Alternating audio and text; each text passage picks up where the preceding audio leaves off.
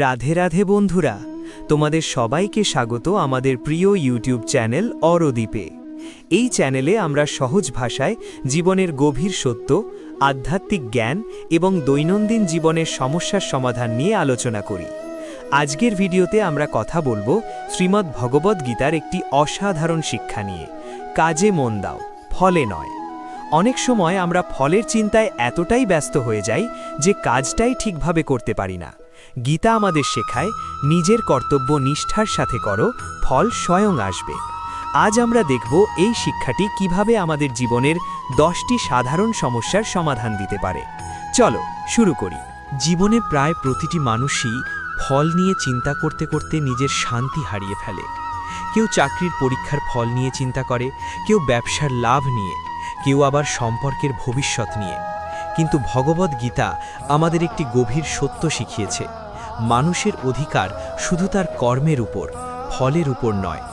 যখন আমরা এই শিক্ষাটি বুঝতে পারি, তখন জীবনের অনেক চাপ ও উদ্বেগ কমে যায়। কারণ তখন আমরা বুঝতে পারি আমাদের কাজ হলো সর্বোচ্চ চেষ্টা করা, কিন্তু ফল নির্ভর করে অনেক পরিস্থিতির উপর।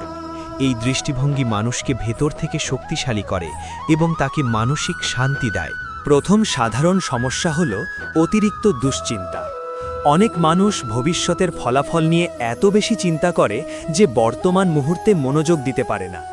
একজন ছাত্র যদি পরীক্ষার ফল নিয়ে সারাক্ষণ ভয় পায়, তাহলে সে পড়াশোনাতেই মন দিতে পারবে না। গীতার শিক্ষা বলে, তুমি পড়াশোনা করো মন দিয়ে, ফলের চিন্তা ঈশ্বরের ওপর ছেড়ে দাও। যখন একজন মানুষ এইভাবে কাজ করে, তখন তার মন অনেক শান্ত থাকে এবং সে তার কাজ আরও ভালোভাবে করতে পারে। দ্বিতীয় সমস্যা হলো ব্যর্থতার ভয়। অনেক মানুষ নতুন কিছু শুরু করতে ভয় পায়, কারণ তারা ভাবে, যদি আমি ব্যর্থ হই। এই ভয় মানুষকে এগোতে দেয় না। কিন্তু গীতার শিক্ষা বলছে, ব্যর্থতা আসলে শেষ নয়, এটি শেখার একটি ধাপ। যদি আমরা ফলের ভয় না করে কাজ শুরু করি, তাহলে আমরা অনেক নতুন অভিজ্ঞতা অর্জন করতে পারি। ব্যর্থতা তখন আর ভয়ঙ্কর লাগে না, বরং সেটি আমাদের উন্নতির পথে একটি শিক্ষক হয়ে দাঁড়ায়। তৃতীয় সমস্যা হল অস্থিরতা ও অধৈর্যতা। বর্তমান যুগে মানুষ খুব দ্রুত ফল চায়। কেউ নতুন ব্যবসা শুরু করলেই চায় কয়েক মাসের মধ্যে অনেক টাকা আয় করতে। কিন্তু বাস্তবতা হল, বড় সাফল্য সময় নেয়। গীতার শিক্ষা আমাদের ধৈর্য ধরতে শেখায়। যদি আমরা নিয়মিতভাবে নিজের কাজ করে যাই, ধীরে ধীরে ফল অবশ্যই আসবে। এই ধৈর্যই একজন মানুষকে দীর্ঘমেয়াদে সফল করে তোলে। চতুর্থ সমস্যা হল অন্যদের সাথে তুলনা করা। আমরা প্রায়ই দেখি, কেউ সোশ্যাল মিডিয়ায় অন্যের সাফল্য দেখে নিজের জীবন নিয়ে হতাশ হয়ে পড়ে। সেভাবে, ও এত এগিয়ে গেল আর আমি এখনো কিছু করতে পারলাম না। কিন্তু গীতা বলে, প্রত্যেক মানুষের জীবনপথ আলাদা। নিজের কাজ ও দায়িত্বের ওপর মনোযোগ দেওয়া উচিত, অন্যের ফলাফল নিয়ে নয়। পঞ্চম সমস্যা হল মোটিভেশন হারিয়ে ফেলা। অনেক সময় মানুষ শুরুতে খুব উৎসাহ নিয়ে কাজ শুরু করে, কিন্তু দ্রুত ফল না পেলে হতাশ হয়ে যায়। এই হতাশা তাকে কাজ ছেড়ে দিতে বাধ্য করে। কিন্তু যদি আমরা গীতার শিক্ষা অনুসরণ করি, তাহলে আমরা বুঝতে পারি যে কাজের আনন্দই সবচেয়ে বড় শক্তি। যখন কেউ শুধু ফলের জন্য কাজ করে, তখন তার উৎসাহ দ্রুত কমে যায়। কিন্তু যখন কেউ কাজটাকে ভালোবেসে করে, তখন সে দীর্ঘদিন ধরে চেষ্টা চালিয়ে যেতে পারে। ষষ্ঠ সমস্যা হল অতিরিক্ত চাপ বা স্ট্রেস। কর্মক্ষেত্রে বা পড়াশোনায় অনেক মানুষ এত বেশি চাপ অনুভব করে যে তারা মানসিকভাবে ক্লান্ত হয়ে পড়ে। এর প্রধান কারণ হল ফলের উপর অতিরিক্ত মনোযোগ। যখন একজন কর্মী সারাক্ষণ ভাবতে থাকে, যদি আমি সফল না হই, তখন তার মধ্যে ভয় ও চাপ তৈরি হয়। কিন্তু যদি সে ভাবে, আমি আমার কাজটা সর্বোচ্চভাবে করব, তখন তার মন অনেক হালকা হয়ে যায়। সপ্তম সমস্যা হল নিয়ন্ত্রণের ভুল ধারণা। আমরা অনেক সময় মনে করি যে জীবনের সব কিছু আমাদের নিয়ন্ত্রণে, কিন্তু বাস্তবে তা নয়। অনেক বিষয় আছে যা আমাদের নিয়ন্ত্রণের বাইরে। গীতার শিক্ষা আমাদের এই সত্যটি বুঝতে সাহায্য করে। আমরা শুধু আমাদের চেষ্টা নিয়ন্ত্রণ করতে পারি, কিন্তু ফল অনেক সময় পরিস্থিতি, সময় এবং ভাগ্যের উপর নির্ভর করে। এই সত্যটি মেনে নিলে জীবনের অনেক হতাশা কমে যায়। অষ্টম সমস্যা হল সমালোচনার ভয়।